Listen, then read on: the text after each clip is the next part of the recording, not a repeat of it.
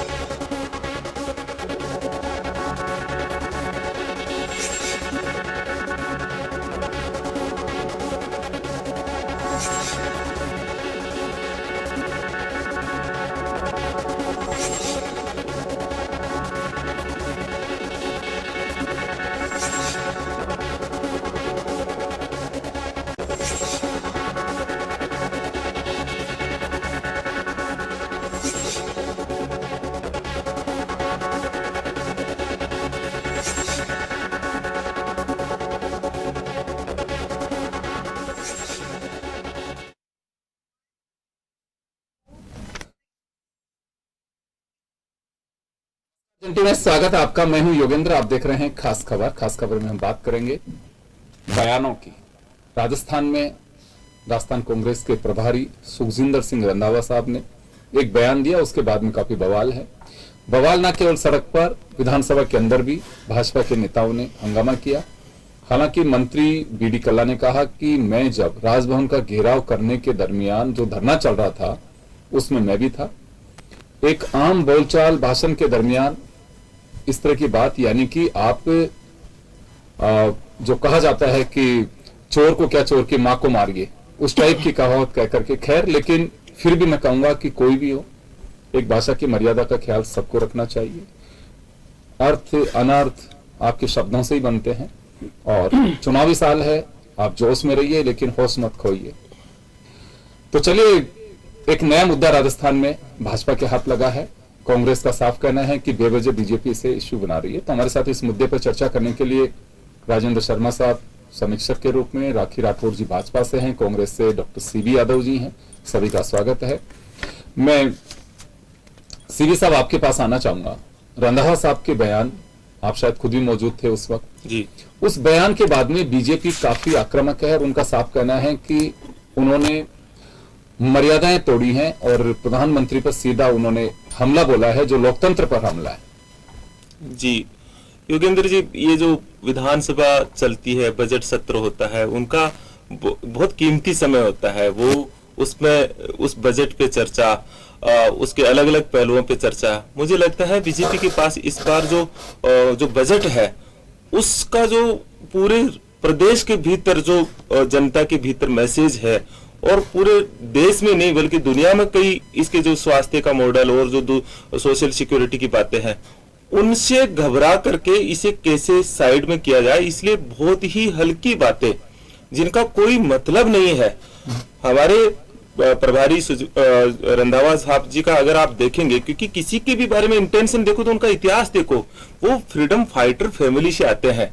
मैं भी उस सभा में था, वो जो कह रहे हैं वो क्या कह रहे हैं। हाँ। मोदी सरकार, मुद्दा क्या था, अडानी और अंबानी को जो पूरा घोटाला है, बहुत बड़ा कॉर्पोरेट घोटाला, उस पे मुद्दा है।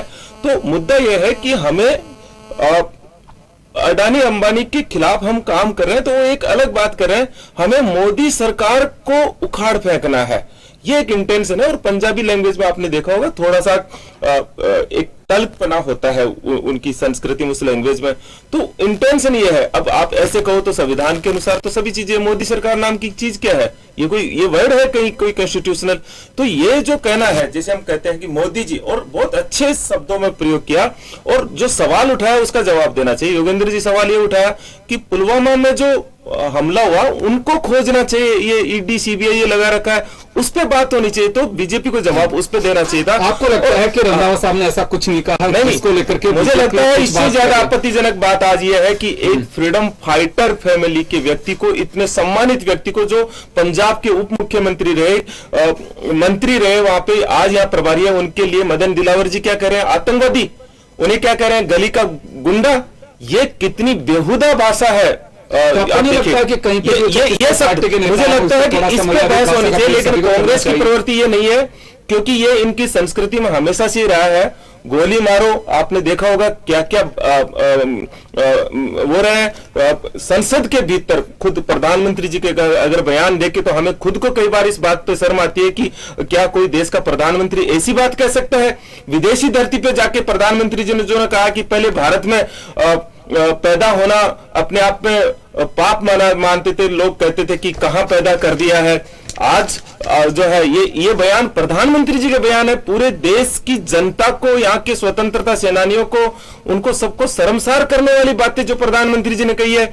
इनके मंत्री जी ने अभी इनके मंत्री जी किरण रिजिजू जी ने राहुल गांधी जी पे क्या कहा कि एक पप्पू जो देश में विदेश में जाकर के राष्ट्रद्रोह का काम कर रहा है और देश की एकता और अखंडता के लिए खतरा है। तो ये आप देखेंगे इनकी भाषा में हिंसा है, इस भाषा में कहीं हिंसा नहीं थी। ये तो इंटेंशन देखोगे तो मोदी सरकार की बात कर रहे हैं कि मोदी सरकार का खात्मा होना चाहिए। तो एक कोई भी अपने कार्यकर्ताओं को अपनी सभाओं में सवाल देखिए एक उठता है कि आप कह रहे हैं कि उनकी भाषा में ऐसा इंटेंशन नहीं था, और बीजेपी के जो नेता अभी कुछ भी कह रहे हैं राहुल गांधी को लेकर दूसरी बातों में, उनका इंटेंशन गलत है।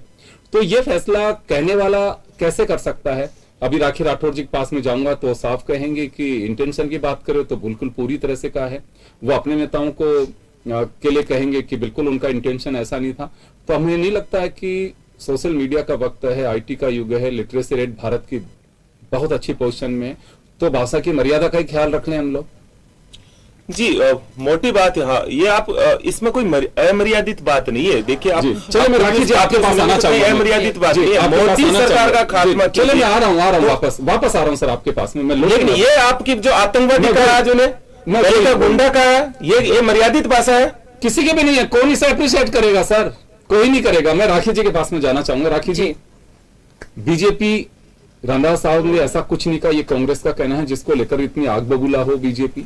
दूसरा, मदन दिलावर साहब के, हालांकि उनका जो स्टेटमेंट हाउस के अंदर रहा उसे डिलीट करवा दिया गया है आसन की व्यवस्था के तहत। तो मुझे लगता है कि आफ्टर डिलीट तो कोई इश्यू बनता नहीं है, क्योंकि अगर लगता है कि कार्रवाई से निकाल दिया गया है तो उस पर कोई चर्चा करे नहीं करे कोई मायने नहीं रखती है। लेकिन फिर भी बात भाषा की मर्यादा की आती है। देखिए, बिल्कुल निश्चित तौर पे हर जगह मर्यादित भाषा का प्रयोग हर जगह ही होना चाहिए। रंधावा साहब को राजस्थान में क्यों भेजा था ये बताइए योगेंद्र जी। ये आए थे यहाँ के दो फैक्शंस हैं, उनको सॉर्ट आउट करने। यहाँ पे जो दो बड़े नेता आपस में झगड़ते रहे पिछले 4-4.25 साल से, यहाँ की जनता ने यही देखा कि यहाँ पे कांग्रेस पार्टी लगातार लड़ती रही और उनको सॉल्व करने, उनके बीच के समझाइश करने के लिए रंधावा साहब को यहाँ भेजा था। लेकिन जिस तरह का स्टेटमेंट इन्होंने कल दिया, और मुझे लगता है ये कांग्रेस के नए मणिशंकर अय्यर साबित होंगे, जिन्होंने जिस तरह की भाषा का प्रयोग किया, चाहे इनको चाय वाला कहे चाहे चौकीदार कहे, इनके माँ के लिए अब शब्दों का प्रयोग करें। भारत की जनता जो है वो देश की जनता हमारे साथ में, और जैसा पार्लियामेंट में मोदी जी ने कहा भी कि जनता जो है वो सबसे बड़ा सुरक्षा कवच है, और उसी कवच के माध्यम से हर बार जनता का बहुत बड़ा सपोर्ट मोदी जी के साथ में होता है।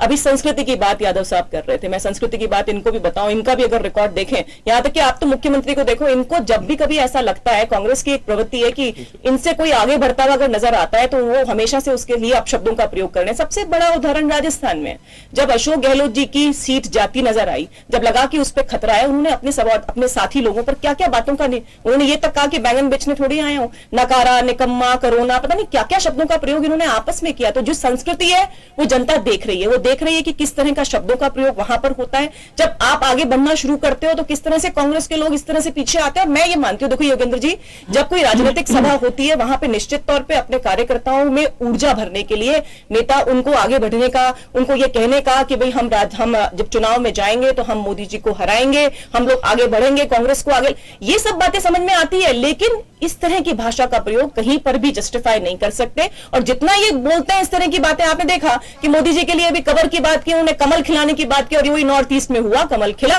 तो इस तरह की बातें ना करें तो ज्यादा अच्छा है। जनता समझती है कि कांग्रेस की रीति नीति कैसे, चाहे नरसिम्हा राव हो, चाहे इनके लाल बहादुर शास्त्री, राजेंद्र प्रसाद, सबके साथ इन्होंने मिसबिहेव किया, क्योंकि एक परिवार की इनको चाटुकारिता करनी है, सिर्फ राहुल गांधी जी की बात करनी है, उनकी चाटुकारिता करनी है। और बताइए आप, रंधावा जी का यहाँ पे आने का पर्पस क्या था? हम जानते हैं डे फर्स्ट से क्या पर्पस था, वो पर्पस तो डिफीट हो गया, वो डिफीट ही रहेगा, क्योंकि इतना वर्टिकल डिवीजन है कि कभी इनके बीच में समझौता हो ही नहीं सकता। और जनता किसी राजस्थान के लिए, आप लोगों के लिए तो ठीक है। देखिए हमारे लिए हमारा काम, देखिए हम अपने संगठन के बूते पर आते हैं, और जिस तरह के लोकतंत्र की ये बात करते हैं, पुलवामा अटैक की वीरांगना है, मुझे लगता है इसीलिए मुख्यमंत्री जी ने कहा कि बात करने की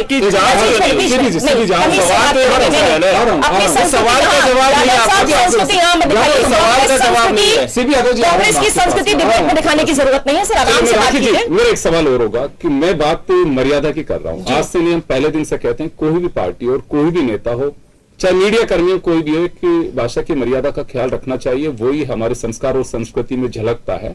आप ठीक है कि द्व्यर्थी बातें करे कोई भी कि नहीं, उसका मोटिव ये नहीं होता, और चुनावी सभा में ऐसे बोलते हैं, तो एक गाइडलाइन या तो तय करनी चाहिए राजनीतिक दलों के। हाँ बिल्कुल ठीक है, ये सब चीजों का मुझे लगता है कि पार्टी स्तर पर भी चर्चाएं होनी चाहिए कि ये उचित नहीं है, अगर नेता बोले चाहे कार्यकर्ता बोले। बिल्कुल निश्चित तौर पे होनी ही चाहिए। और मुझे लगता है सबसे बड़ा जो इसमें डिसाइडिंग फैक्टर है वो जनता है, वो देखती है। जो बदतमीजी से बात करेगा, जो गलत शब्दों का धूल चटाइए इनको, होगा आगे भी। भाषा की स्थितियां ये हैं कि कोई पार्टी ये दावा नहीं कर सकती कि हमारे बयानी वीर हैं, बिल्कुल एकदम पाक साफ और एकदम ठीक है। लेकिन इश्यू ये नहीं है कि उनके बोला हम भी बोलेंगे, या उन्होंने ऐसा किया हम भी बोले, फिर अंतर नहीं रहता, फिर तो कोई बात बनती ही नहीं है, इसमें कोई बहस का मुद्दा ही नहीं बनता कि आपके भी ऐसे ही बयानी वीर है, हमारे भी यही हैं। लेकिन क्या वास्तव में एक ख्याल रखना चाहिए? देखिए योगन जी, सबसे बड़ी जो चीज़ और हमारी संस्कृति जो कहती हुई आई है कि एक दूसरे का कम से कम असम्मान वाली बात नहीं होनी चाहिए। इसलिए जब भी कोई वक्तव्य दो, कोई भी स्टेटमेंट दे, तो कम से कम उस टाइम पे संयम बरतना बहुत ज़्यादा जरूरी है, चाहे कोई भी पार्टी हो। और ये अपन देख रहे हैं कि पिछले काफ़ी टाइम से सभी राजनीतिक पार्टियों के द्वारा जो उनके नेताओं के बीच बीच में जो स्टेटमेंट आते हैं, वो कहीं ना कहीं ऐसे आते हैं जो एक दूसरे के खिलाफ और अभद्र जिन्हें अपन कह सकते हैं, या जो कह सकते हैं कि टॉलरेबल नहीं होते हैं। हालांकि पिछले दिनों सुप्रीम कोर्ट में और कोर्ट में कई तरह के केस अवमानना के गए हैं जी, और उनमें एक आध के निर्णय भी आए हैं, हो सकता है इससे कुछ सबक मिले।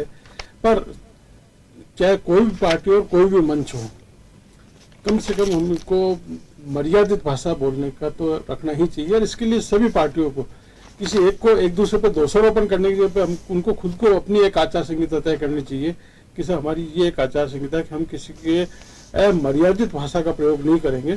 मैं एक बात जानना चाहूंगा कि कई बार जोश में पार्टियों के मंच से ऐसे ऐसे दिग्गज अपनी भाषा से बेलगाम हो जाते हैं। हालांकि पब्लिक में जो मीटिंग होती है उसमें उसके अर्थ बेशक पार्टी के नेता अलग तरीके से लगाते हैं, लेकिन पब्लिक को उसका कोई असर नहीं होता। वो कहते हैं कि आम भाषा है, इस तरह की बोलचाल जनरली मीटिंग्स में कर लेते हैं।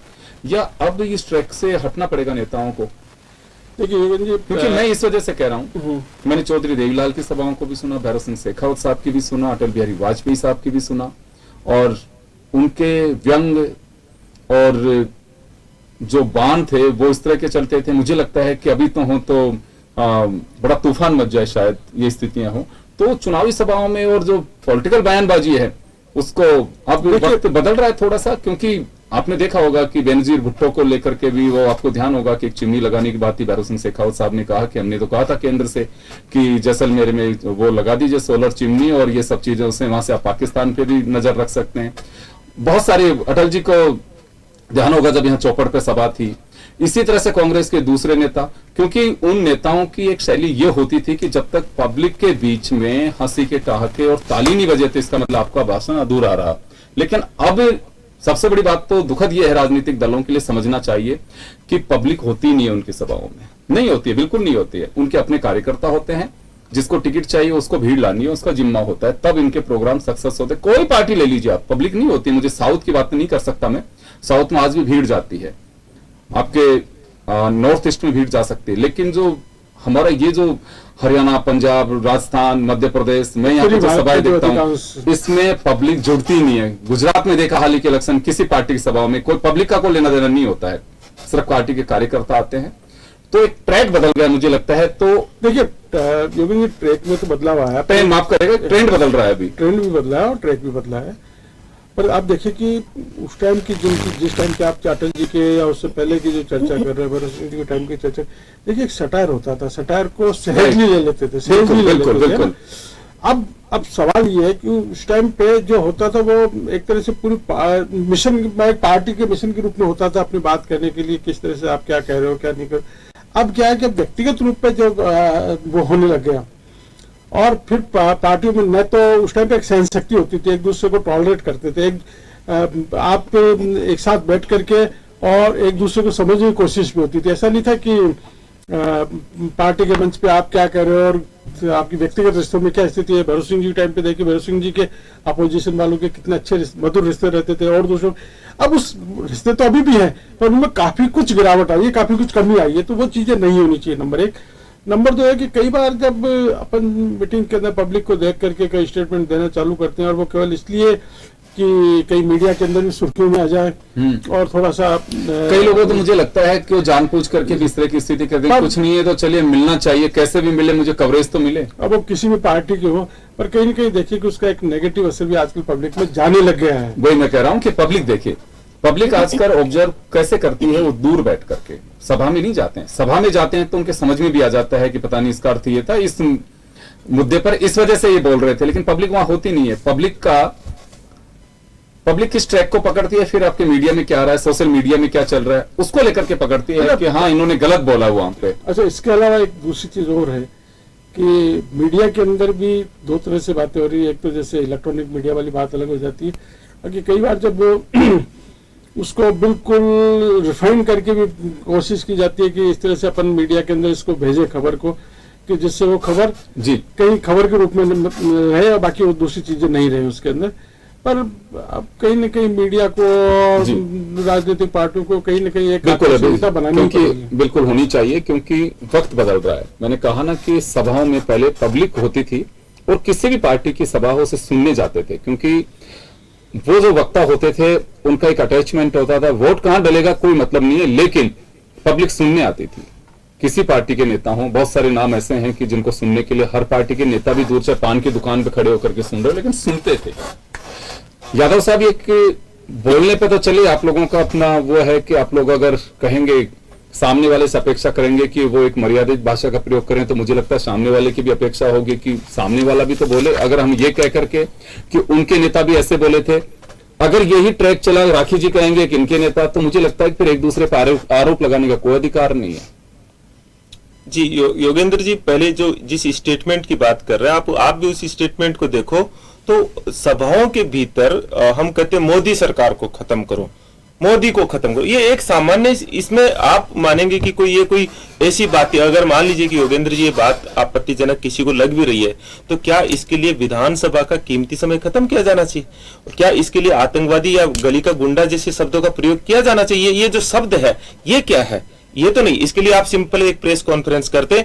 बहुत बेहतर चीज क्या होती है, जब कोई सवाल रखा गया, उस सवाल पे जवाब आता। सवाल क्या था कि अडानी की संपत्ति एकदम से ये 400 गुना कैसे बढ़ रही है, कैसे वो एक दूसरे नंबर का वो बन गया, सारे कॉन्ट्रैक्ट उसी को क्यों मिल रहे हैं? मुद्दा ये है। मुद्दा दूसरा जो हमारे प्रभारी जी ने उठाया वो ये था कि ये ईडी सीबीआई ये सब लगा रखे हो, ये पुलवामा का क्या हुआ? मुझे लगता है कि उस पे स्पष्टीकरण देना चाहिए। भाई उसकी जांच आज तक हो नहीं पाई, क्या भारत सरकार इतनी कमजोर है?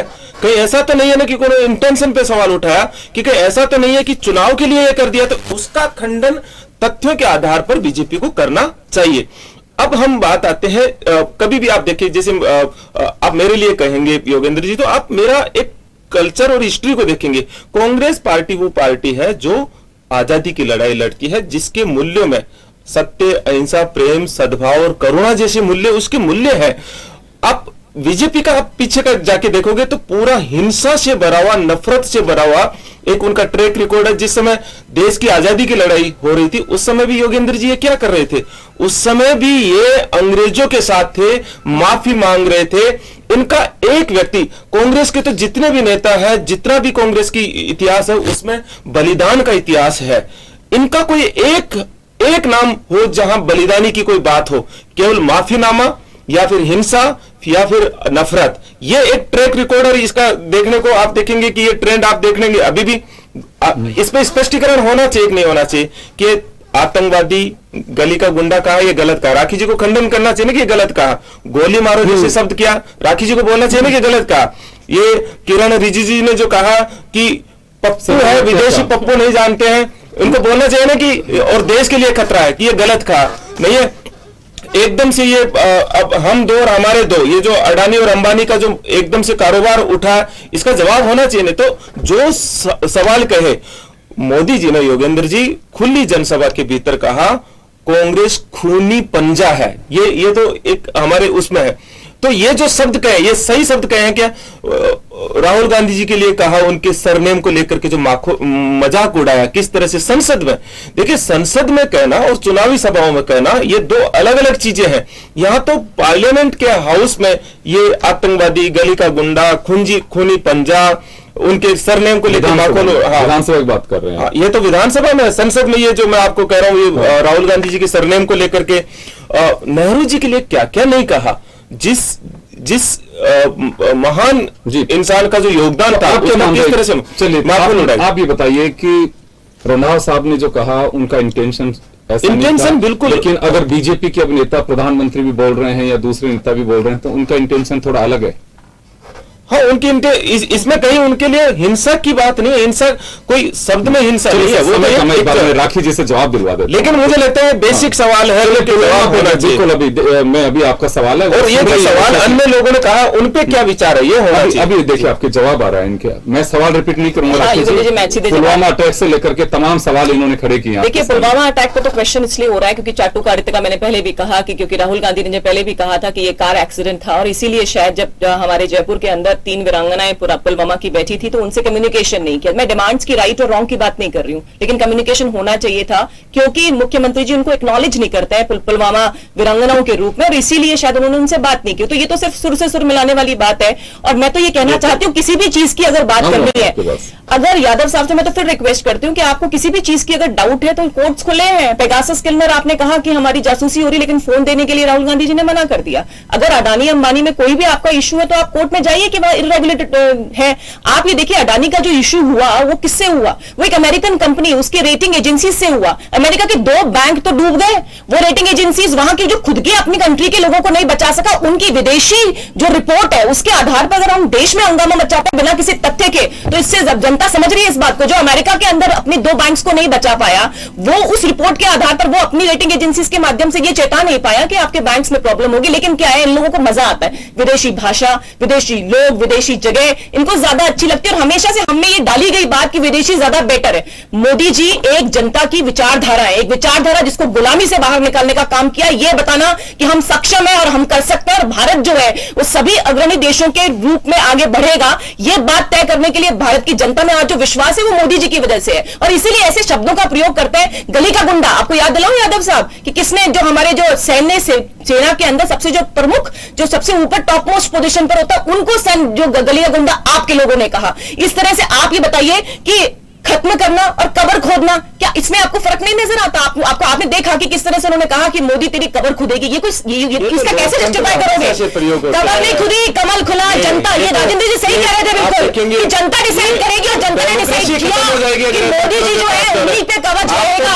बीच में देखिए आप बोल करके बोगला, यही तो आदत है आप लोगों की। जब कोई बोलना शुरू करता है, आपकी हो जाता है ना पतला मामला, तो फिर आप बीच में बोलना शुरू करते। मैं बोली थी क्या बीच में आपके? तो ये संस्कार मत दिखाया कीजिए। दूसरी बात ये कि मोदी जी की जो विश्वास है जनता का, उनको मालूम है कि यही है जो कि हमारे देश के अंदर काम कर सकते हैं। और इन्होंने तो हमेशा से आर्मी पे हमेशा से डाउट किए, क्या ये नई बात थोड़ी है? करते रहिए, जनता दिखा देगी। मैं फिर वही बात कहूंगी, पहले भी धूल चटाई है और अब भी धूल चटाएगी कांग्रेस को, क्योंकि इस तरह की हरकतें चलेंगी नहीं यहाँ पर। राजेंद्र जी, मैं आपके पास आना चाहूंगा। हमने सबसे सीनियर हैं, बहुत नारे सुने आपने भी कि वो मुर्दाबाद, उसका बाप मरेगा, उसकी बहन मरेगी, उसकी मां मरेगी, सुने आपने नारे खूब ये, है ना? मुझे लगता है कि वो ये नारे हर पार्टी के नेता, मुझे लगता है नरेंद्र मोदी साहब ने भी सुने हुए होंगे, राखी जी ने भी सुने, मैंने भी सुने हैं, बीजेपी के नेता हो चाहे कांग्रेस के नेता हो। अब अचानक क्या हो गया कि नेताओं की सहन शक्ति कमजोर हो गई, या फिर मुझे लगता है कि नारों से और उस सिस्टम से ऊपर नेता अपने आप को समझने लग गए? बेसिकली क्या है कि अब वो सहन शक्ति नहीं रही, वो समझ नहीं रही। पुतला जलाने का मतलब क्या होता है? उसमें देखते हो कोई जूते मारता है, कोई क्या करता है, सारी चीजें होती थी पहले। यदि आज से 20 साल 30 साल पहले का आप यदि देखोगे, मुझे अच्छी तरह याद है कि जब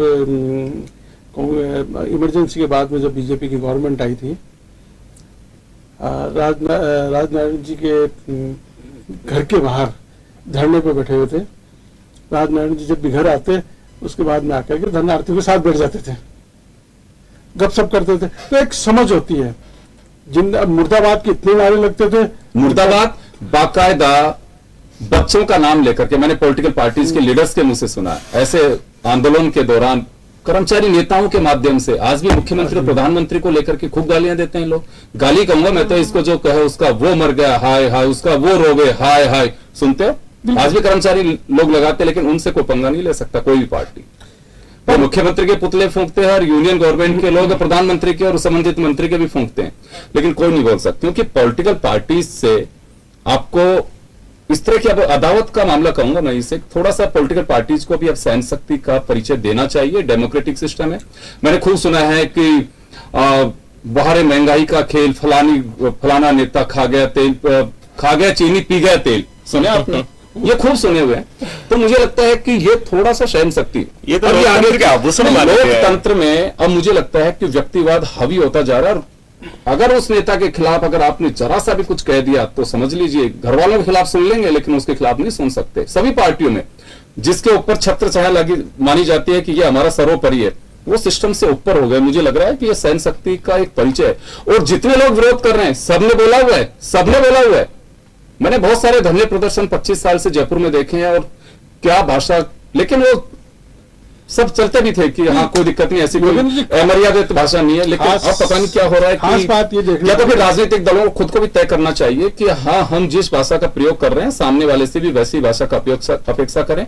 भाषण में बोलें कि फलाने जी आपसे गुजारिश है कि आप इस मामले के ऊपर बोलें। मुझे लगता है कि फिर भाषा की शैली ऐसी होनी चाहिए तो लोग कवरेज करने विदेश से भी आएंगे कि भारत में देखिए डेमोक्रेटिक सिस्टम का खेल क्या, लोकतंत्र का पर्व मनाते हैं, एक दूसरे को कितना अप्रिशिएट करते हैं। ये नारों की बड़ी खूबी रही है। मुझे लगता है कि लोग इसमें आज भी बड़े सीनियर जर्नलिस्ट उनसे सुनते हैं कि किस किस तरह की बातों का कैसे कैसे चलते थे। खैर चलिए देखिए, राजनीतिक दलों को तय करना है। मैं अपना वो बता रहा हूं कि सुने हमने रैलियों के माध्यम से, धरने प्रदर्शन के माध्यम से, और उन नारों के जरिए ना मंत्री बचा, ना प्रधानमंत्री बचा, ना किसी राज्य का मुख्यमंत्री बचा। आज भी पुतले जलते हैं और अगर यही सिलसिला चला तो मुझे लगता है कि एडवाइजरी जारी होगी कि पुतले जलाने बंद करिए। उससे मर्यादा पर असर आता है, पर्टिकुलर किसी व्यक्ति के, किसी मुख्यमंत्री के, किसी प्रधानमंत्री के। मुझे लगता है राजेंद्र जी, लगता है अगर यही सिलसिला चला तो एक एडवाइजरी जारी हो जाएगी, पुतले फूंकना बंद करिए। हाँ बिल्कुल, जो हालात हो रहे हैं। देखिए दूसरी चीज क्या है कि जो हो रहा है वो ये है कि सब कांग्रेस वाले कहेंगे कि साहब बीजेपी वाले गलत बोल रहे हैं। मैंने वही कहा सर, अगर ऐसा ही है, देखिए मैंने पहले कहा कि ऐसी कोई पार्टी दावा नहीं कर सकती कि हमारे बयानी वीर एकदम मर्यादित भाषा का प्रयोग करते हैं। कोई पार्टी नहीं कर सकता, सबके ये स्थिति है। तो मुझे लगता है कि थोड़ा सा संयम भी बरतिए कि ये सिलसिला बहुत लंबे समय से चला आ रहा है। आप सहन करने की शक्ति को आप जो है उससे जवाब मत दीजिए, चलने दीजिए इस सिलसिले को। हाँ लेकिन फिर भी थोड़ा सा मुझे लगता है कि मर्यादाओं का ख्याल जरूर रखना चाहिए। पहले क्या वक्त था, क्या स्थिति थी, लोगों की सहन शक्ति थी, सब चीजें चलती थी, बड़प्पन की राजनीति थी, आज ओछेपन की राजनीति है। आप लोग सहन नहीं कर पाओगे। तो इसमें मैं ये सलाह दूंगा कि बड़ी मर्यादित भाषा का प्रयोग करें तो मुझे लगता है कि बहुत ज्यादा अच्छा ना बोले। ये तो आप लोगों को तय करना है सर। बहुत बहुत शुक्रिया आप सभी का, और खास खबर में इतना ही। दीजिए इजाजत, नमस्कार।